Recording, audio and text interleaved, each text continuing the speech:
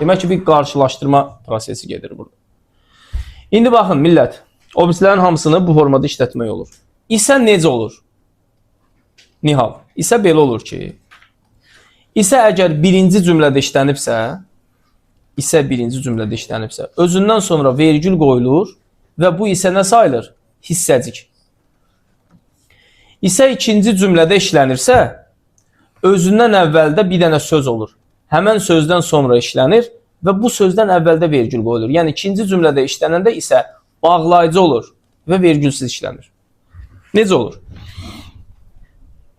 Hamı gəldi. Hamı vaxtında gəldi. Lakin Nihal neynədir? Gecikdi. Qarşılaşdırma bağlayıcılarının vergülə işlənmə məqamı nədir? Birinci cümlədən sonra gəlirlər və özlərindən birbaşa əvvəldə vergül qoyulur.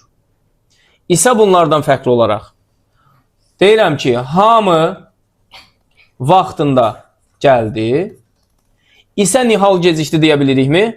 Xeyr. Nə deyirik? O zaman ikinci cümlənin mübtədasını, tamamlığı nə isə birinci tərəfdə yazırıq, vergüldən həmən sonra. Ondan sonra da isə bağlayıcısını yazırıq. Nihal isə neynədir? Gecikdi. İsə bağlayıcısının obyektlərdən işlənmə fərqliliyi nədir? İkinci cümlədə vergüldən həmən sonra yox, vergüldən sonraki sözdən sonra işlənməsidir. Vergüldən sonra söz, o sözdən sonra isə bağlayıcısının işlənməsidir. Başa düşdünüz? Anladıq? Doğru.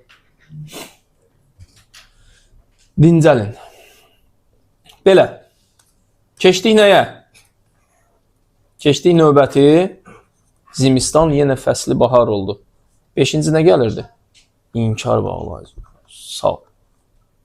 İnkarlıq bağlayıcıları hansılardır? Nə? O barmağın şıtladan kimdir? Onu eləməyə də bilərsiniz.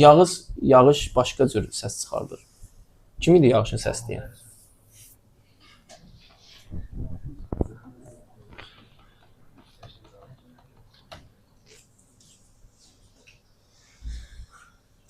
Dərsi bir dənə qutarım, Əli sənlə məşğul olacaq. Nədə ki? Uşaqlar, məsələ budur. İnkarlıq bağlayıcısı işlənən cümlələrdə, yəni həmən cümlənin feillərində ma inkarlıq şəkilçisi iştirak etmir. Yəni, nə yemirəm, nə də içmirəm deyə bilməzsən. Nə gəlmirəm, nə getmirəm deyəməzsən. Nə olacaq? Nə yeyirəm, nə də içirəm. Bayaq dediyim